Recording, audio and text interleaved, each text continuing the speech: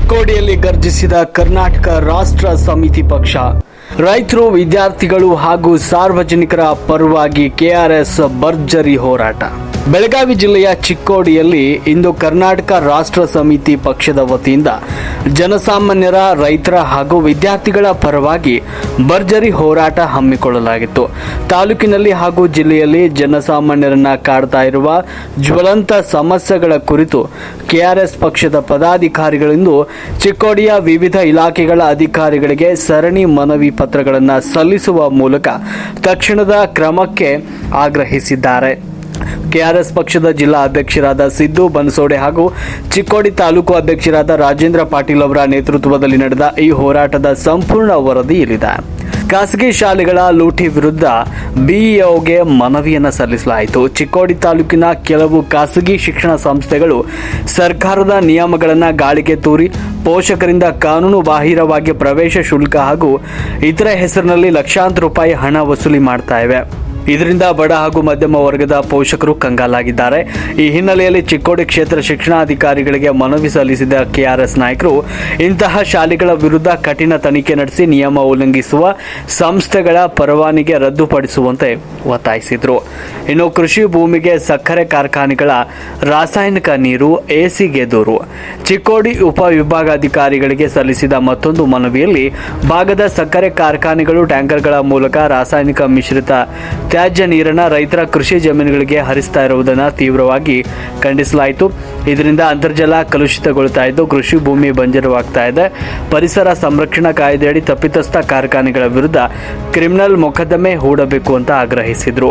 ಇನ್ನು ಸಹಾಯಕ ಕೃಷಿ ನಿರ್ದೇಶಕರ ಕಚೇರಿಗೆ ತೆರಳಿದ ಕೆಆರ್ಎಸ್ ಕಾರ್ಯಕರ್ತರು ಕೆಲವು ಗೊಬ್ಬರ ಮಾರಾಟಗಾರರು ಯೂರಿಯಾ ಹಾಗೂ ಡಿಎಪಿ ರಸಗೊಬ್ಬರಗಳನ್ನು ನಿಗದಿತ ದರಕ್ಕಿಂತ -20% ಹೆಚ್ಚಿನ ದರಕ್ಕೆ ಮಾರ್ತಾ ಇರುವುದನ್ನು ಬಯಲಿಗೆಳೆದರು. ಇದನ್ನು ಕೃಷಿ ಇಲಾಖೆ ಉಪನಿರ್ದೇಶಕರಿಗೆ ಈ ಸಂದರ್ಭದಲ್ಲಿ ಇಂಥವರ ವಿರುದ್ಧ ಕ್ರಮ ಕೈಗೊಳ್ಳುವಂತೆ ಈ ಸಂದರ್ಭದಲ್ಲಿ ಒತ್ತಾಯಿಸಲಾಯಿತು. ಅಧಿಕಾರಿಗಳ ಕೇಳಿ ರೈತರ ಜಮೀನಿಗೆ ವಿಷದ ನೀರು ಹರಿಸೋದು, ಶಾಲೆಗಳಲ್ಲಿ ಅನಧಿಕೃತ ಶುಲ್ಕ ವಸೂಲಿ ಮತ್ತು ರಸಗೊಬ್ಬರ ಮಾರಾಟದಲ್ಲಿ ಕಪ್ಪು ದಂಧೆ ಜನ ವಿರೋಧಿಯಾಗಿದೆ. ನಾವು ಈಗಾಗಲೇ ಲಿಖಿತ ದೂರುಗಳನ್ನು ನೀಡಿದ್ದೇವೆ. ಅಧಿಕಾರಿಗಳು ತಕ್ಷಣವೇ ಮಧ್ಯಪ್ರವೇಶ ಮಾಡಿ ಬಡವರಿಗೆ ನ್ಯಾಯ ಒದಗಿಸಬೇಕು. ಒಂದು ವೇಳೆ ಸಮಸ್ಯೆಗಳಿಗೆ ಶೀಘ್ರ ಪರಿಹಾರ ಸಿಗದೇ ಇದ್ರೆ ಕರ್ನಾಟಕ ರಾಷ್ಟ್ರ ಸಮಿತಿ ಪಕ್ಷವು ಜಿಲ್ಲೆಯಾದ್ಯಂತ ಉಗ್ರ ಪ್ರತಿಭಟನೆ ಹಮ್ಮಿಕೊಳ್ಳಲಿದೆ. ಮನವಿ ಸ್ವೀಕರಿಸಿದ ಅಧಿಕಾರಿಗಳು ಶೀಘ್ರದಲ್ಲೇ ಸ್ಥಳ ಪರಿಶೀಲನೆ ನಡೆಸಿ ತಪ್ಪಿತಸ್ಥರ ವಿರುದ್ಧ ಕಾನೂನು ಕ್ರಮ ಜರುಗಿಸುವುದಾಗಿ ಭರವಸೆ ನೀಡಿದ್ದಾರೆ. ಭ್ರಷ್ಟಾಚಾರ ಮುಕ್ತ ಸಮಾಜ ಹಾಗೂ ರೈತರ ಹಿತಕ್ಕಾಗಿ ಶ್ರಮಿಸುತ್ತಾ ಇರುವ ಕೆಆರ್ಎಸ್ ಪಕ್ಷದ ಈ ಸರಣಿ ಹೋರಾಟಕ್ಕೆ ಚಿಕ್ಕೋಡಿಯ ಸಾರ್ವಜನಿಕ ವಲಯದಲ್ಲಿ ವ್ಯಾಪಕ ಬೆಂಬಲ ವ್ಯಕ್ತವಾಗಿದೆ. ರಾಷ್ಟ್ರಕ್ರಾಂತಿ ನ್ಯೂಸ್, ಚಿಕ್ಕೋಡಿ.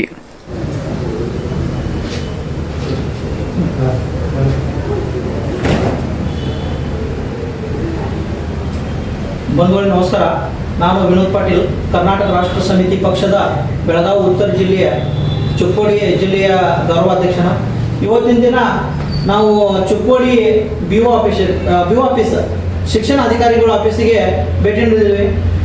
ಕೆಲವೊಂದು ಇಲ್ಲಿ ಏನು ಸಮಸ್ಯೆ ಇದಾವೆ ಅಂತಂದ್ರೆ, ಏನು ಇವು ಪ್ರೈವೇಟ್ ಸ್ಕೂಲ್ಗಳು ಇದಾವಲ್ಲ, ಅವು ಅವ್ರಿಗೆ ಮನಸ್ಸಿಗೆ ಬಂದಂಗೆ ಫೀಗಳು ತಗೋತಾರೆ. ಅದರ ಸಂಬಂಧ ನಾವು ಇವತ್ತು ಚಿಕ್ಕೋಡಿ ತಾಲೂಕು ಆಫೀಸಲ್ಲಿ ಭೇಟಿ ನೀಡಿದ್ದೀವಿ. ಇವರ ಸೂಪರಿಂಟೆಂಡೆಂಟ್ ಸಾಹೇಬರು ಇದ್ದಾರೆ, ಅವ್ರಿಗೆ ನಾವು ಮನವಿ ಕೊಡ್ಬೇಕಂತೇಳಿ ಅವ್ರು ಕರೆಸಿದ್ದೀವಿ. ಈಗ ಇದಕ್ಕೆ ಸಂಬಂಧಪಟ್ಟಾಗ ನಮ್ಮ ಚಿಕ್ಕೋಡಿ ಜಿಲ್ಲೆಯ ಪ್ರಧಾನ ಕಾರ್ಯದರ್ಶಿ ಸತೀಶ್ ಪೂಜಾರಿ ಅವರು ಅದನ್ನು ಹೇಳ್ಬೇಕಂತೇಳಿ ಮನವಿ ಮಾಡ್ಬೋದು. ಮೊದಲು ನಮಸ್ಕಾರ. ನಾನು ಸತೀಶ್ ಪೂಜಾರಿ, ಬೆಳಗಾವಿ ಜಿಲ್ಲಾ ಉತ್ತರ ಪ್ರಧಾನ ಕಾರ್ಯದರ್ಶಿ. ಇವತ್ತು ವಿಷಯ ಏನಂದರೆ, ನಮ್ಮ ಮನೆ ಕೆಲಸ ಎಲ್ಲ ಬಿಟ್ಟು ಒಂದು ಮಕ್ಕಳು ಒಳ್ಳೆ ವಿದ್ಯಾಭ್ಯಾಸ ಸಿಗಲಿ ಸರ್ಕಾರ ಸಾಕಷ್ಟು ಅನುದಾನವನ್ನು ಖರ್ಚು ಮಾಡ್ತೈತಿ. ಮತ್ತು ಅದೇ ರೀತಿ ನಮ್ಮ ಚಿಕ್ಕೋಡಿ ಜಿಲ್ಲೆಯಲ್ಲಿ ಕೂಡ ಖರ್ಚು ಮಾಡ್ತೈತಿ. ಆದರೆ ನಮ್ಮ ಚಿಕ್ಕೋಡಿ ಜಿಲ್ಲೆಯಲ್ಲಿ ನಡೆಯುವಂಥ ಖಾಸಗಿ ಶಾಲೆಗಳು ದರ್ಬಾರ್ ಯಾರು ನಡೀತಂದ್ರೆ ಮನ ಬಂದಂತೆ ಫೀ ವಸೂಲು ಮಾಡ್ತಿದ್ದಾರೆ. ಅದರ ಕುರಿತಾಗಿ ನಾವೆಲ್ಲ ಕೆಆರ್ಎಸ್ ಪಾರ್ಟಿ ಅವರು ಬಂದಿಲ್ಲಿ ಇವತ್ತು ಕಾರ್ಯಕರ್ತರು ನಾವು ಅಧ್ಯಕ್ಷರ ಕೂಡಿ ನಾವೆಲ್ಲ ಮನೆ ಕೊಡಕ್ಕೆ ಬಂದೇವೆ. ವಿಷಯ ಏನಂದರೆ ಓದಿ ಹೇಳ್ತೀನಿ. ಚಿಕ್ಕೋಡಿ ತಾಲೂಕು ಖಾಸಗಿ ಶಾಲೆಯಲ್ಲಿ ಪೋಷಕರಿಂದ ಆರ್ಥಿಕ ಶುಲ್ಕ ವಸೂಲಿ ಮಾಡುತ್ತಿರುವ ಕುರಿತು ಪರಿಶೀಲನೆ ನಡೆಸಿ ಸೂಕ್ತ ಕ್ರಮ ಕೈಗೊಳಿಸುವಂಥ ಬಗ್ಗೆ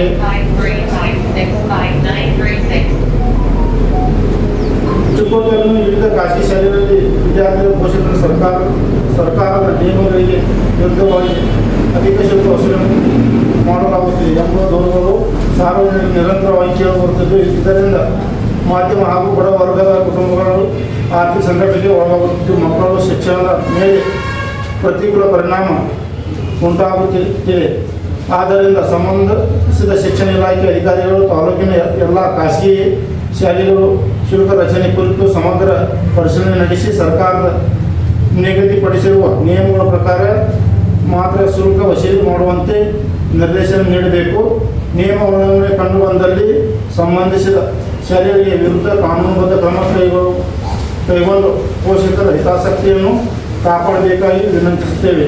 ವಿದ್ಯಾರ್ಥಿಗಳ ಶಿಕ್ಷಣ ಹಕ್ಕು ಹಾಗೂ ಪೋಷಕರ ಆರ್ಥಿಕ ಹಿತದೃಷ್ಟಿಯಿಂದ ಈ ವಿಷಯವನ್ನು ಗಂಭೀರವಾಗಿ ಪರಿಗಣಿಸಿ ಶೀಘ್ರ ಕ್ರಮ ಕೈಗೊಳ್ಳುವಂತೆ ತಮ್ಮಲ್ಲಿ ಕೇಳಿಕೊಳ್ಳುತ್ತೇವೆ. ಧನ್ಯವಾದದೊಂದಿಗೆ ಮೊದಲೇ ನಮಸ್ಕಾರ ಅಂತ ಹೇಳಿ ನಾನು ಮಾತು ಮುಗಿಸ್ತಾ ಇದ್ದೀನಿ. ಇದಕ್ಕೆ ನಾವು ಮುನಿಯನ್ನು ಸೂಪರ್ಡೆಂಟ್ ಶಿಕ್ಷಣಾಧಿಕಾರಿಗಳು ಅವರು ಇನ್ಚಾರ್ಜ್ ಆಗಿ ಇವ್ರದಾರು ಇವ್ರಿಗೆ ಅರ್ಜಿ ಕೂಡ ಆಗಿವಿ. ಬರ್ರಿ ಹೇಳ್ರಲ್ಲ.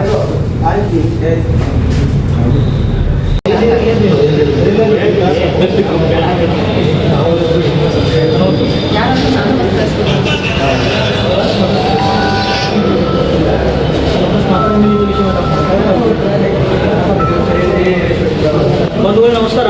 ನಾನು ವಿನೋದ್ ಪಾಟೀಲ್, ಕರ್ನಾಟಕ ರಾಷ್ಟ್ರ ಸಮಿತಿ ಪಕ್ಷದ ಬೆಳಗಾವಿ ಜಿಲ್ಲೆಯ ಉತ್ತರ ಚಿಕ್ಕೋಡಿ ಜಿಲ್ಲೆಯ ಗೌರವಾಧ್ಯಕ್ಷ. ಇವತ್ತಿನ ದಿನ ನಾವು ಅಸಿಸ್ಟೆಂಟ್ ಕಮಿಷನರ್ ಅವರ ಆಫೀಸಿಗೆ ಭೇಟಿ ನೀಡಿದ್ದೀವಿ. ವಿಷಯ ಏನಂತಂದರೆ, ನಮ್ಮ ಚಿಕ್ಕೋಡಿ ಜಿಲ್ಲೆಯಲ್ಲಿ ಇರುವಂಥ ಎಲ್ಲ ಶುಗರ್ ಫ್ಯಾಕ್ಟ್ರಿಗಳು ಅವೇನು ಹೊಲಸು ನೀರು ಇರ್ತಾವಲ್ಲ, ಅವ್ರು ರೈತರ ಎಲ್ಲೇನೋ ಸ್ವಲ್ಪ ಹಳದಾಗ ರೈತರು ಬಂದಾಗ ತಂದು ಏನು ಒಗಿತಾರಲ್ಲ, ಆಜು ಬಾಜು ಎಲ್ಲ ಬಾವಿಗಳಾಗಲಿ ಬೋರ್ಗಳಾಗಲಿ ಎಲ್ಲ ನೀರೆಲ್ಲ ಹೊಲಸಾಗಿ ಬಿಟ್ಟಿದ್ದಾವೆ. ಈಗ ನಾವು ಸಾಕಷ್ಟು ಸಲ ದೂರು ನೀಡಿದ್ದೀವಿ, ಆದರೂ ಅಲ್ಲಿ ಏನೂ ಕ್ರಮ ಕೈಗೊಳಿಸ್ತಿಲ್ಲ ಅಧಿಕಾರಿಗಳು. ನನಗೆ ಅನಿಸ್ಬಿಟ್ಟು ಏನಾಗಿತ್ತು ಅಂತಂದ್ರೆ, ಎಲ್ಲ ಶುಗರ್ ಫ್ಯಾಕ್ಟ್ರಿಗಳು ಎಲ್ಲ ಇವರು ರಾಜಕಾರಣಿಗಳದ್ದು ಅದಾವೆ. ಹೀಗಾಗಿ ಅಧಿಕಾರಿಗಳು ಪಾಪ ಏನು ಮಾಡ್ಲಿಕ್ಕೆ ಆಗಂಗಿಲ್ಲ. ಯಾಕಂದ್ರೆ ಅಧಿಕಾರಿಗಳು ಏನಾದರೂ ಮಾಡಿದ್ರೆ ತಕ್ಷಣ ಅವ್ರಿಗೆ ಇಲ್ಲಿಂದ ವರ್ಗಾವಣೆ ಮಾಡ್ತಾರೆ. ಈ ರೀತಿ ನಡೀತಾ ಇದೆ. ಅದಕ್ಕೆ ನಮ್ಮ ಇಲ್ಲಿ ಚಿಕ್ಕೋಡಿ ತಾಲೂಕಿನಲ್ಲಿ ಈಗ ಆಗಿದ್ದು ಸಮಸ್ಯೆ ನಮ್ಮ ಚಿಕ್ಕೋಡಿ ತಾಲೂಕಾಧ್ಯಕ್ಷ ರಾಜೇಂದ್ರ ಪಾಟೀಲ್ ಸರ್ ಹೇಳ್ತಾರೆ.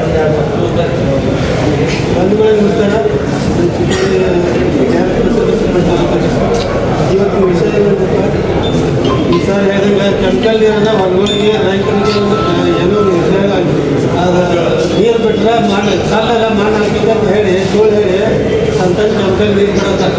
ಇದರಿಂದ ನೀರು ಬಾವಿಗೆ ಮತ್ತು ಬೋರ್ ಮುಖಾಂತರ ವಿಷಯ ಆಗಿಬಿಟ್ಟದ.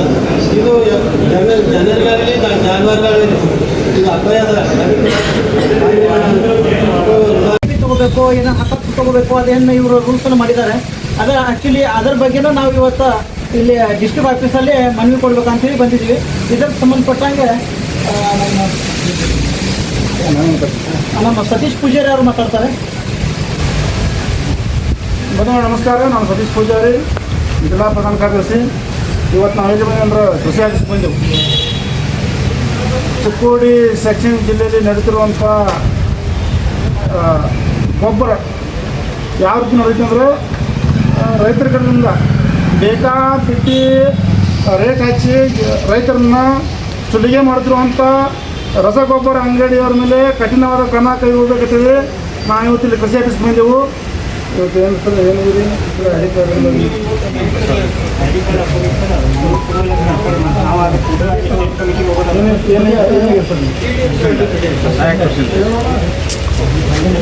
ಅಸಿಸ್ಟೆಂಟ್ ಡೈರೆಕ್ಟರ್ಗಳು ಅವ್ರಿಗೆ ನಾವು ಈಗ ಮನೆ ಕೂಡ ಬಂದೆವು. ಸರ್, ಇಡೀ ಜಿಲ್ಲೆ ವ್ಯಾಪ್ತಿಯಲ್ಲಿ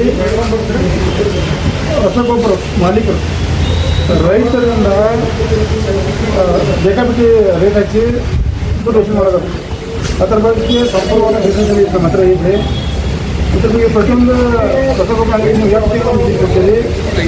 ಅವ್ರನ್ನ ಕೊಟ್ಟಂತ ಅವ್ರನ್ನ ಏನು ಮಾಡ್ತಾ ಹೋಗ್ತಾನೆ ಓದಿ ಬಿಲ್ ಜಾರಿ ಮಾಡ್ತಾರೆ ಮತ್ತು ಡೂಪ್ಲಿಕೇಟ್ ಬಿಲ್ ಜಾರಿ ಮಾಡ್ತಾರೆ. ಅದ್ರ ಬಗ್ಗೆ ನಿಮಗೆ ಏನು ಗಮನಕ್ಕೆ ಇದ್ದು ಅಥವಾ ಇದು ಅಂತ ಇಲ್ಲ, ಏನಿದೆಲ್ಲ ಹಿಂಗೆ ತಾವೇನು ಮನೆ ಕೊಡ್ತೀರ ಪರಿಶೀಲನೆ ಮಾಡಿ ನಮ್ಮ ಬಗ್ಗೆ ನಾವು ಕ್ರಮ ಈಗಾಗಲೇ ಮತ್ತೊಂದು ಮನೆ ಕೊಟ್ಟಿವಿ ಸರ್. ಈಗ ಹತ್ತದ ಮತ್ತೊಂದು ಮನೆ ಕೊಟ್ಟಿವಿ ನಿಮಗೆ. ಕೃಷಿಗಳು ರೈತರು ಯಾರು ಹಂಗೆ ಬಿಡಾಗಿದ್ರೆ ಅದರ ದನ ಕರ ನಾಯಿ ಮನುಷ್ಯರ ಬಿದ್ದೆಲ್ಲ ಸಹಾಯಕದ.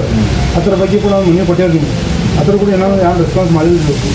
ಅದೇ ನಿಮ್ಮ ಡಿಪಾರ್ಟ್ಮೆಂಟ್ ಅದು ಇದು ನೀವು ಅದನ್ನ ಅದಕ್ಕೆ ನೆಗ್ಲೆಕ್ಟ್ ಮಾಡಿದ್ರೆ ಅಂದ್ರೆ ಇಲ್ಲ, ಈಗ ರೈತನ ತಂಡ ಮಾಡಿರಿ. ಇಲ್ಲ ಸರ್, ರೈತನ ನಾವು ಮೊದಲು ಕೊಡ್ರಿ, ರೈತನ ನುಡಿದಂಥ ಶ್ರಮ ಎಲ್ಲ ಹಾಳಾಗಿ ಉಳಿ ಯಾರು ಲೂಟಿ ಮಾಡ್ತಾರೆ ರಸಗೊಬ್ಬರ ಅಂಗಡಿಯವ್ರಲ್ಲ 50 ರೂಪಾಯಿ ಸಿಗುವಂಥ ಔಷಧಿ ಇವತ್ತು 100 ರೂಪಾಯಿ ಮಾಡಿದ್ರು 80 ರೂಪಾಯಿ ಮಾಡಿದ್ರು ನೀವು ಕೇಳ್ತಾ ಇಲ್ಲ ಅವ್ರಿಗೆ. 15 ರೂಪಾಯಿ ಸಿಗುವಂಥ ರಸಗೊಬ್ಬರ ನೀವು 2000 ಮಾಡಿದ್ರು ಕೂಡ ಕೇಳ್ತಾ ಇಲ್ಲ. ನೀವು ಪಟ್ಟಿ ನೋಡ್ರಿ, ನೀವು ಒಂದು ರಸಗೊಬ್ಬರ ಅಂಗಡಿಯವರು ನಿಮ್ಮ ಅಂಗಡಿ ಹತ್ರ ಈ ದರ ಪಟ್ಟಿಯನ್ನು ನೀವು ನಿಗದಿತ ಹತ್ತಿರ ಅಂತ ನೀವು ಅವ್ರಿಗೆ ಆದೇಶ ಮಾಡಬೇಕು. ಇಲ್ಲಾಂದ್ರೆ ಅವ್ರು ಬಾಯಿಗೆ ಬಂದು ರೇಟ್ ಹೇಳ್ತಾರೆ. ಇವತ್ತು ಮತ್ತೆ ಅಂಗಡಿ ಅವ್ರನ್ನ ಹಿರಿಯ ಸಿಗಂಗ ಮತ್ತೆ ಹೇಳ್ತಂದ್ರೆ ಅವ್ನು 200 300 ಹೇಳ್ತಾರೆ, 300 500 ಹೇಳ್ತಾರೆ, 500 700 ಹೇಳ್ತಾರೆ. ಅಂದ್ರೆ ರೈತ ಅನಿವಾರ್ಯ ಪರಿಸ್ಥಿತಿ ರೀತಿ ಅವ್ರು ರೈತ ಹೋಗಬೇಕಾಗ್ತೈತಿ. ಅದೇ ರೀತಿ ಅವ್ರು ದರ ಪಟ್ಟಿ ನಿಗದಿ ಮಾಡಬೇಕು.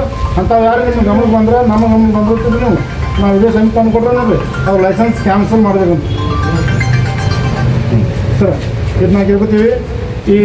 ಇಡೀ ನಮ್ಮ ಜಿಲ್ಲೆಯಲ್ಲಿ ನಡೆದಂಥ ಗೊಬ್ಬರ ಅಂಗಡಿ ಬಗ್ಗೆ ನಿಮ್ಗೆ ನಾವು ಏನೇನು ನಡೆದಿ ಏನೇನಿಲ್ಲ ನಾವು ಬರ್ದೇವೆ ಟ್ರೈ ಮಾಡಿದ್ವಿ. ನಾವು ನಿಮಗೆಲ್ಲ ಮನೆಗೆ ಕೊಡ್ತಾ ಇದ್ದೀವಿ. ಇನ್ನೊಂದು ಏನಾಗಿತ್ತು, ಈಗ ಮಳೆ ಇಲ್ಲ, ಮೊದಲ ಮಳೆ ಇಲ್ಲ, ಅದ್ರಾಗ ಗೊಬ್ಬರ ತೊಗೋಬೇಕಂತಂದ್ರೆ ಮಂದಿ ಕಡೆ ರೊಕ್ಕ ಇಲ್ಲ.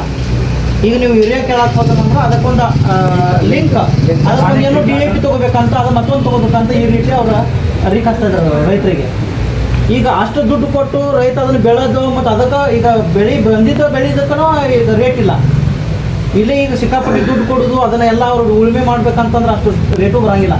ಈ ರೀತಿ ಎಲ್ಲ ಅಂಗಡಿ ಒಳಗೆ ಈ ರೀತಿ ಎಲ್ಲ ನಡೆದಿದ್ರೆ ಅದಕ್ಕೆ ನಿಮ್ಮ ಗಮನಕ್ಕೆ ನಾವು ಈಗ ಕೊಟ್ಟಿವಿ. ನೀವು ಸ್ವಲ್ಪ ಅದನ್ನು ಪ್ರತಿಯೊಂದು ನಿಮ್ಮ ವ್ಯಾಪ್ತಿಯಲ್ಲಿ ಬರುವಂಥ ಪ್ರತಿಯೊಂದು ಅಂಗಡಿಗೆ ವಿಸಿಟ್ ಮಾಡಿ ಅಲ್ಲಿ ಎಲ್ಲೇನು ನಡೆದದ, ಆಮೇಲೆ ಅಲ್ಲೇನು ದರದ ಫಲಕ ಐತಲ್ಲ ಅದನ್ನೆಲ್ಲ ಹಾಕ್ಬೇಕಂತ ಹೇಳೋದು ಸರ್ ಅವ್ರಿಗೆ. ಅದನ್ನು ಹಾಕಿ ಏನೈತಲ್ಲ ರೈತರಿಗೆ ಗೊತ್ತಾಗಬೇಕು ಇದ್ರದ್ದು ಇಷ್ಟು ರೇಟ್ ಇದೆ ಅಂತೇಳಿ. ನಿಮ್ಮ ಗೌರ್ಮೆಂಟ್ ರೇಟ್ ಏನಿದೆಯಲ್ಲ ಅದನ್ನು ಹಾಕ್ಬೇಕು. ಅವ್ರಿಗೆ ಮನಸ್ಸಿಗೆ ಬಂದಂಗೆ ಅವ್ರು ಏನು ಈಗ ಸುಲಿಗೆ ಮಾಡ್ತಾ ಇದ್ದಾರಲ್ಲ ಅದನ್ನೆಲ್ಲ ಬಂದಾಗುತ್ತೆ ಸರ್. ಭಾಳ ಅಷ್ಟೇ ಸರ್ಕಾರದಿಂದ ಪ್ರತಿ ಕೃಷಿ ಇಲಾಖೆಗೆ ಒಂದು ಆದೇಶ ಬಂದಿರೋದು ಸರ್ ಈಗಾಗಲೇ.